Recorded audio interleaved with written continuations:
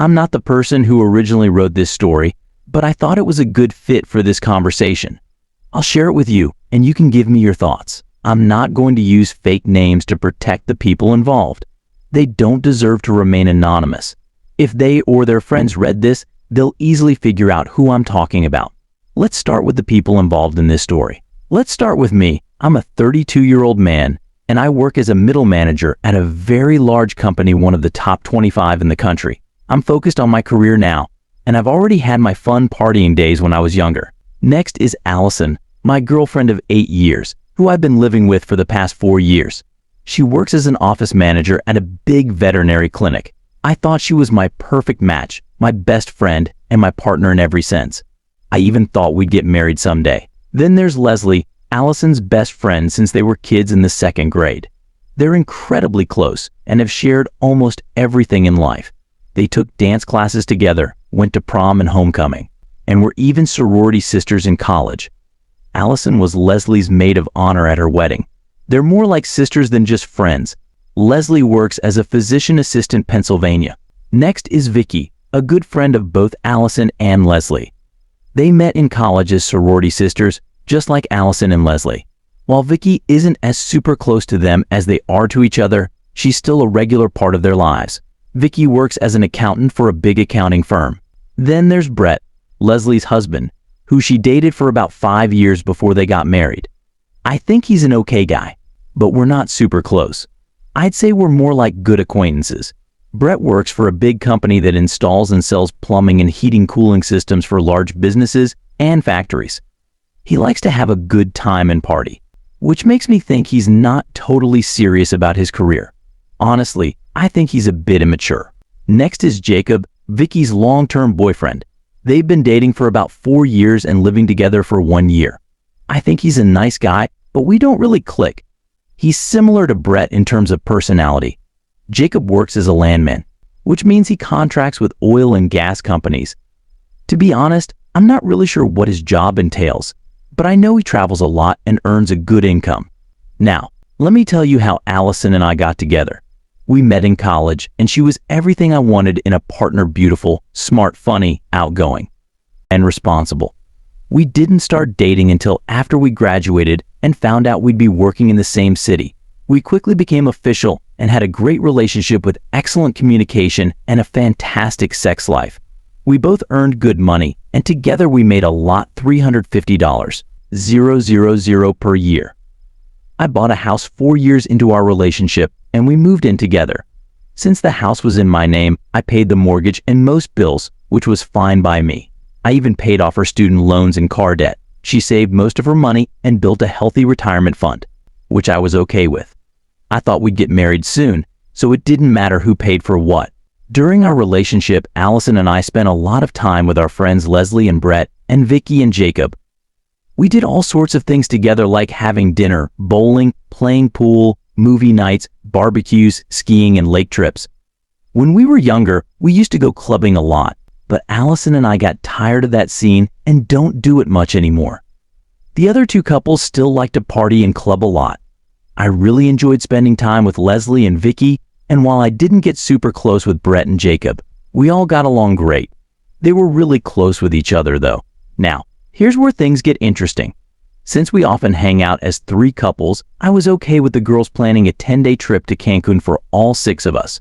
We were going to stay at a luxurious, adults-only resort. Allison and I were both really looking forward to the trip, as we needed some relaxation and alone time. What Allison didn't know was that I had a special surprise planned. I was going to propose to her during the trip. I had already bought a ring and was waiting for the perfect moment to give it to her in Mexico. Just before the trip, a crisis at work came up and I had to stay behind.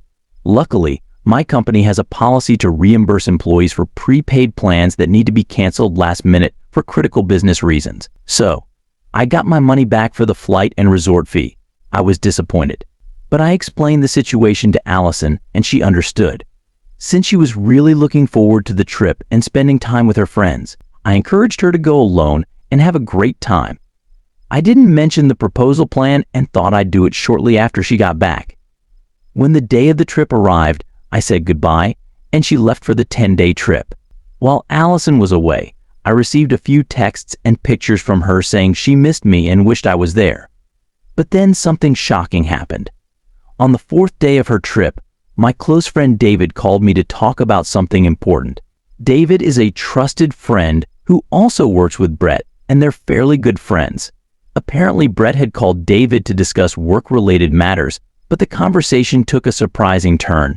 Brett started bragging about how the Cancun trip was fulfilling his wildest sexual fantasies, claiming that the 5 of them were engaging in various sexual activities, including a group orgy. Stupidly, Brett even sent David some explicit photos and videos as proof, which David initially didn't believe. This is what David wanted to talk to me about. The next part is hard for me to share because it brings back intense emotional pain. I met with David, and he immediately told me what was happening in Cancun with the 5 of them. At first, I didn't believe him and thought he was joking, but he said he had proof that would be hard for me to see. I quickly became serious and felt my stomach turn. He showed me his phone, and what I saw confirmed his story. I won't go into all the details, but it was enough to shatter me to my core. Among the things he showed me, there were several photos of Allison in compromising situations with Brett and Jacob, including intimate moments with Leslie. I also saw a brief video of the 3 women sharing a close connection. I was overwhelmed, and devastated seems like an understatement to describe my emotions. What's surprising is that we had discussed exploring new experiences together before, including the idea of her being with another woman, but she always declined, saying she wasn't interested. She knew that one of my deepest desires was to see her connect with someone else in a loving way, but she always dismissed it, saying it would never happen. I knew right then that our relationship was over. I asked David to send me the photos and videos as evidence in case I needed to confront Allison about what happened. Over the next few days, I packed up as many of her belongings as I could into boxes and stacked them in the living room. I also had the locks changed on 4 doors in the house. Then, I just waited for her to come back home. After the trip, Allison was supposed to arrive home late on Monday night, around 11 p.m. She told me not to pick her up, saying she'd take an Uber instead. I waited in the living room with a drink, anticipating her arrival. At 12:30 a.m., I heard her trying to use her key, but it didn't work. She rang the doorbell, and I opened the window next to the door a few inches. She asked what was going on and demanded to be let in. I told her she was never setting foot in my house again, that we were done, and to leave my property immediately. Allison was shocked and confused, asking why I was doing this. I told her that if she didn't know, she was not only a cheater and a liar but also an idiot. She became silent, realizing I knew about her infidelity. Then, she started sobbing and begging me to let her in, saying she wanted to explain and talk. I refused, telling her it was over and she wasn't coming back inside. Through her tears, she asked where she was supposed to go. I told her I had left her keys in her car and suggested she go back to her lovers. I closed the window, blocked her number, turned up the music, and zoned out. About 10 minutes later, I saw her car back out of the driveway and leave. About 45 minutes after Allison left, I received a call from her older brother James, who lives in the same city and is close to Allison. James is a great guy, a good friend, and someone I respect and enjoy spending time with. He told me that Allison had shown up at his doorstep, crying hysterically and saying she had messed up. James didn't get many details from her, but he let her in and offered her a place to stay for as long as she needed. I told James that yes, we had broken up, and no, it wasn't fixable. I said I would share the full story with him another time. When I said it wasn't fixable, James immediately understood that Allison had cheated, and he apologized. I also mentioned to James that there were about a dozen boxes of her belongings that needed to be removed from my house. He agreed to take care of it, and true to his word, he and a friend showed up to collect the boxes. We chatted briefly, and he said he didn't need to know the details, but he understood that cheating is a deal breaker and impossible to recover from. He seemed to support my decision to end the relationship. 3 weeks went by, and I hadn't seen or spoken to Allison or her friends since the night she left.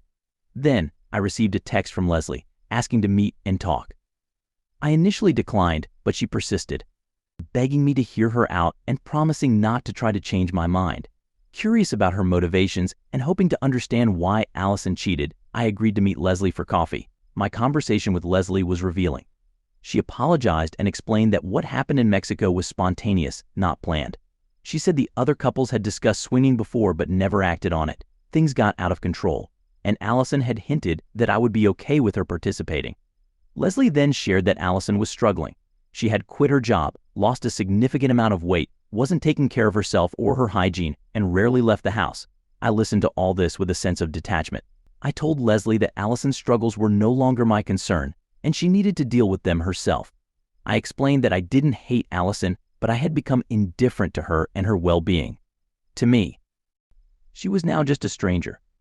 Leslie couldn't understand my lack of emotion and begged me to talk to Allison, to listen to her explanation and provide closure. I refused, saying I didn't owe her closure and wasn't interested in helping her overcome her guilt. However, I did have some questions for Leslie. I asked Leslie if Allison had ever been unfaithful to me before, and she hesitantly admitted that it was the first time with someone else. I was shocked and asked if she and Allison had ever shared a romantic connection before. Leslie looked down, embarrassed, and said yes. Apparently, they had a close relationship since high school. I was stunned. I told Leslie about my fantasies of Allison being with someone else, and she already knew about them. In fact, she had encouraged Allison to explore those desires with me, but Allison had refused. I couldn't understand why. I also learned that Allison, Leslie, and Vicky had shared a close bond before. Leslie revealed that Allison, Leslie, and Vicky had shared a close connection before, although not frequently. My heart sank again, feeling betrayed that others had experienced my intimate desires with my girlfriend. I thanked Leslie for the conversation, but told her it reinforced my decision to end things with Allison for good. I also decided to distance myself from the other couples due to their involvement. Leslie left our conversation in tears.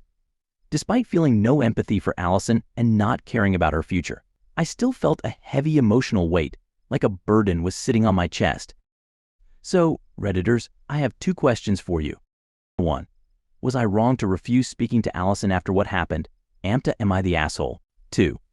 How do I get back into dating? I'm not comfortable using dating apps, and after being in a long-term relationship with Allison, I feel out of touch with the dating scene.